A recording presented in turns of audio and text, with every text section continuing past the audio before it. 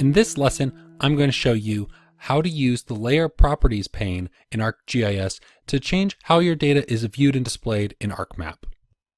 We're not going to go through everything that's available in there in this lecture. That'd take a really long time, but what we will cover is how to change how your data looks in a few different ways, and how to subset it visually and prevent it from displaying at times that you don't want it to.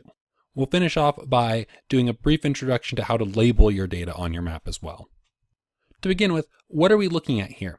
I want to explain it in a little more detail because we're going to use this same map document across the next couple lectures, and I think understanding what you're looking at would be important to provide that context.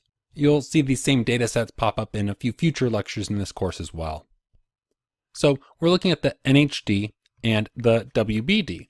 NHD over here stands for National Hydrography Dataset. It's a nationwide dataset for the United States that provides information on the hydrography, the streamlines and other aquatic information in the nation. Similarly, the WBD, the Watershed Boundary Dataset, provides just what it says. It's information on where watershed boundaries lie in the United States. If you're wondering what a watershed is, since you may have less familiarity with that than with streams and rivers and lakes, a watershed is the sum of the areas that feed into a single point on the landscape, maybe at a river's mouth or something like that. So watersheds encompass terrestrial areas in addition to the traditional aquatic areas. Now, I just brought these data into ArcGIS and I haven't changed any of the colors that Arc assigned by default. When you bring data in, ArcGIS just assigns some random colors to them in order to help distinguish them amongst the rest of your data. So one of the first things we might want to do is change the color of our data so that it actually reflects what we think of it as. Maybe so that the rivers are blue and the lakes are blue, and then the watersheds can be some other color that's meaningful to us. Right now the watersheds are green with gray boundaries, and it's hard to distinguish them between the green lines of the rivers that ArcGIS assigned. The lakes look pretty good. They're bluish with gray boundaries. I'll probably not touch them in this lecture. So let's start by changing the color of the rivers. I think that'll help us to see what's going on here a little bit more. And we can do that just by single clicking on the line, the symbol in the table of contents. But in this lecture, let's try to do it a little bit differently. So I'll close out the symbol selector and I'll bring up the Layer Properties pane by double clicking on the layer in the table of contents. And usually by default, it'll bring you to the General tab, but we can switch to the Symbology tab and see the different symbology options available to us. We can symbolize by the single symbol, just make them all the same. We can choose a category and choose an attribute from our attribute table to use for symbolizing. We can also do the same thing but with quantities of data, and then we can create charts and symbols on our data or use multiple attributes to symbolize. We'll show you a lot more about the rest of this in a future lecture on symbology, but for now, let's just change the rivers to blue. And in fact, in the symbol selector, there's a river style for us to use. So I'll click OK and I'll click apply just to see if it's what I want. And yeah, that's going to work just fine for now. So I'll click OK to close it out. Next, I'm not going to change the lake symbology, but I am going to move it up in the table of contents so that it's on top of the rivers. It makes the map a little cleaner if I don't have the rivers drawn on top of the lakes. So we'll move it up to the top and clean up the map a little. Now, finally, with the watersheds in the background, what I want to show you is a little bit of how to use those more advanced symbology features to display the data in your attribute tables. So if I right click this time on the layer and I'll go to properties, it's going to bring up the same pane we were just looking at for the flow lines, but for the sub-watershed layer here. And in this case, I'm going to switch it to categories. What that allows us to do is select a field in the attribute table and give a unique color to every record that has the same value in that field. That might be hard to grasp in the abstract, but I'll show you it in just a moment and I think it will make more sense. So up top here, we can select the field to define the value by in the value field box. And in this case, I'm going to select the HUC8 field. Now, the HUC8 field is an identifier for these records, but it's not unique amongst every feature. The HUC12 field right here is the unique identifier. The HUC8 field instead groups them into larger groupings. So what we're going to do is assign a color and we'll see kind of a spatial pattern of groupings of these watersheds. What I'll do next is I'll set my color ramp to something that I might want. I'm going to set it to shades of blue here.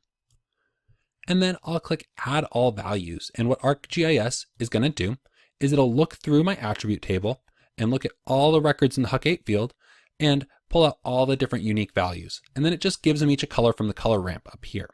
And if I scroll down, I'd see that they're going to overlap a bit, but overall they seem to have relatively different colors. There's also this All Other Values option up here. And that's for the case where a record doesn't have a value for that attribute and it assigns it whatever that color is. In this case, I'm not going to worry about it since there aren't any records that don't have a value there. So I'll click Apply, just like I did before, to see how it changes the symbology here. And we can see that there are groupings. So I'll click OK to close it on out. And the first thing I notice is it makes my rivers a little hard to see when I have this blue on blue here.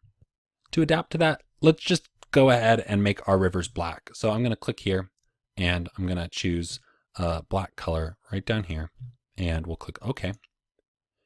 And this is kind of an intense way to display this data.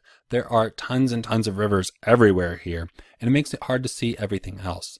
So what we might want to do is potentially say, well, when I'm zoomed out this far, I don't need to see the rivers. They're going to clutter my view. What I really want to see here is maybe the watersheds.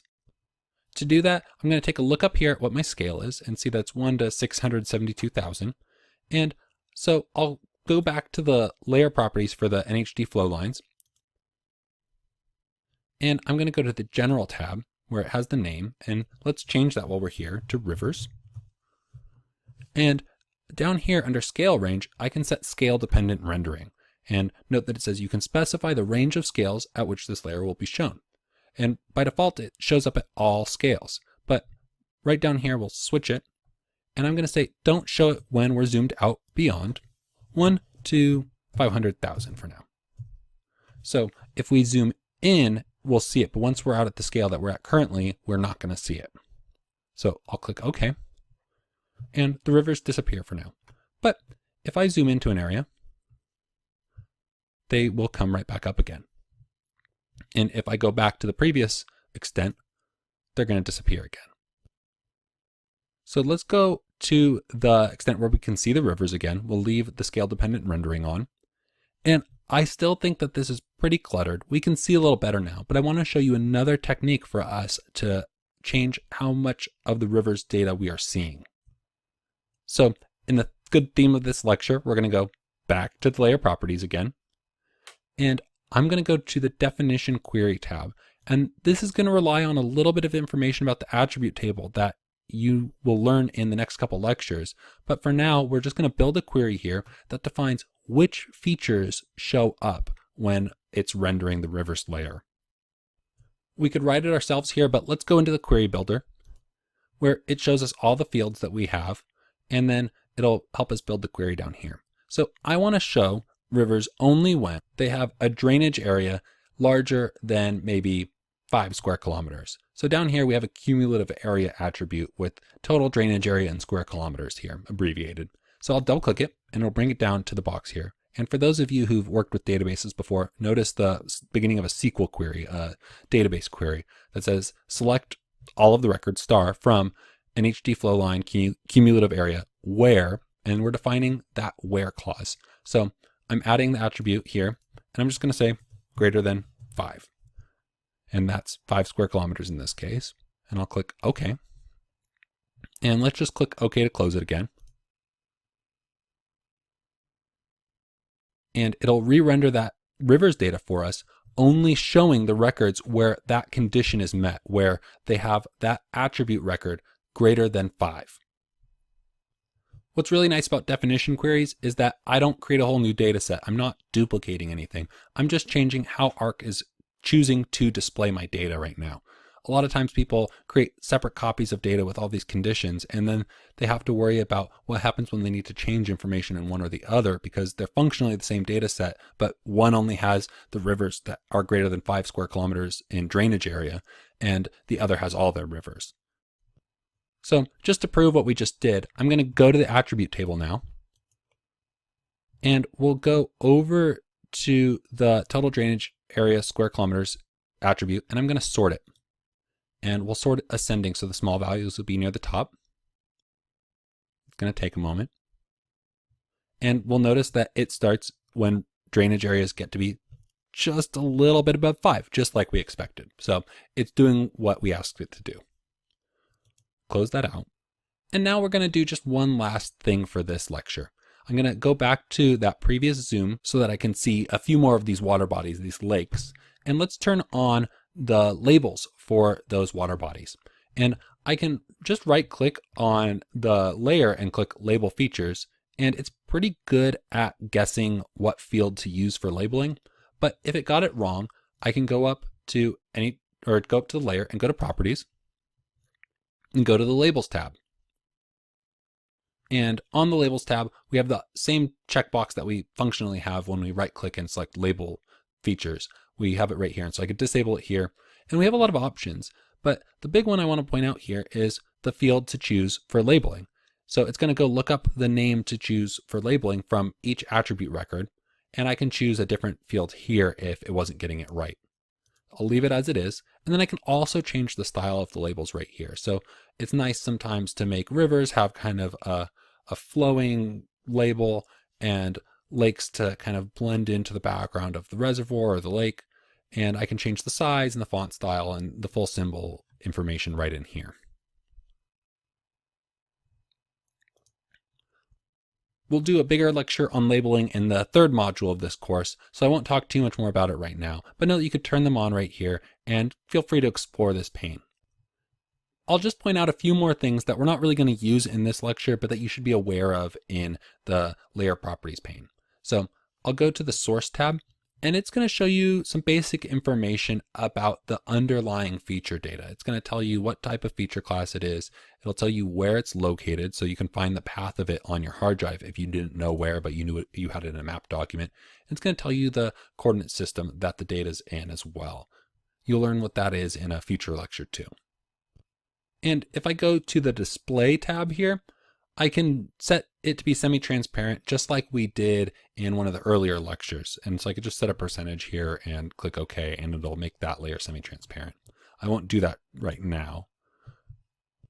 And then I encourage you to take a look through the rest of the tabs in here. We're not going to use them in this lecture or even in the next one mostly, but they're very useful and they may be very useful for your workflow. A lot of them will be self-explanatory in conjunction with other features, and some of them will be a little over your head for now, but that's okay. Go take a look, play around with it. There aren't really many consequences of messing any of this stuff up except in the map document you're currently working in. So it's kind of fun to just tinker with it and see what happens. Okay, so I'll close this out now. And that's it for this lecture. And in this lecture, we learned about the Layer Properties pane. You learned how to set categorical symbology and just standard symbology. You also learned how to label features, and then you learned how to set scale-dependent rendering and define a definition query to limit what's displayed on your map.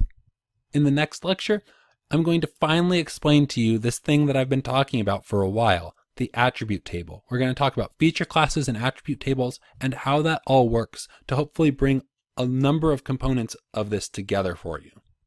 I'm pretty excited about it. I think this part's pretty cool, so I hope you'll join me to learn about attribute tables in the next lecture. See you there.